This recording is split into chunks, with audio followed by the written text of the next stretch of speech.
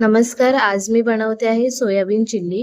त्यासाठी लागणारं सर्व साहित्य मी इथे रेडी करून घेतलेले आहे. त्यामध्ये बारीक चिरलेल्या सर्व भाज्या आहेत, कॉर्नफ्लोअर, सॉसेस आहेत, त्याचबरोबर काळी मिरी पूड आणि 10 ते 15 मिनिटं गरम पाण्यामध्ये सोयाबीन जे आहे ते भिजवून त्यातलं पाणी काढून घेतलं.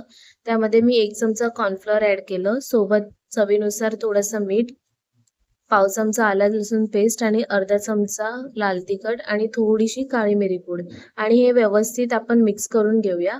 त्यानंतर मी इथे तेल गरम करत ठेवलं. तेल व्यवस्थित तापलं की त्यामध्ये एक एक करून सर्व जे सोयाबीन होते ते तेलामध्ये फ्राय करून घेतले. गॅसची फ्लेम फास्ट ठेवून आपल्याला हे क्रिस्पी होईपर्यंत सोयाबीन फ्राय करायचे आहेत. एक पॅन मी गरम करत ठेवलं. त्यामध्ये तेल टाकलं 2 ते 3 पळी. त्यानंतर मी इथे बारीक चिरलेला लसूण ॲड केला. लसूण व्यवस्थित भाजला की त्यामध्ये अर्धा इंच आलं बारीक चिरलेलं ॲड केलं.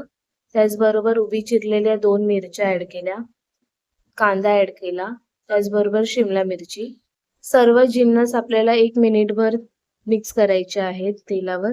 त्यानंतर मी इथे बारीक चिरलेली फरसबी, उभी चिरलेले गाजर, त्याचबरोबर थोडीशी पातळ कापलेली कोबी सुद्धा मी इथे ॲड केली आणि व्यवस्थित मिक्स करून घेतली. त्यानंतर मी इथे चवीनुसार मीठ ॲड केलं. काळी मिरी पूड ॲड केली.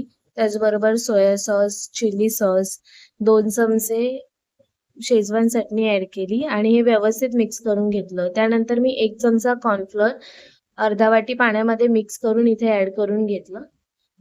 आता ही आपली ग्रेव्ही जी आहे ती तयार झालेली आहे. ह्याच्यामध्ये मी सोयाबीन फ्राय केलेले ॲड केले आणि व्यवस्थित मिक्स करून घेतले.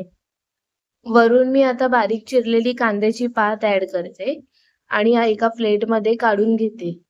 अशा पद्धतीने आपली सोयाबीन चिल्ली रेडी झाली आहे. वरून थोडेसे पांढरे तीळ सुद्धा ॲड केले.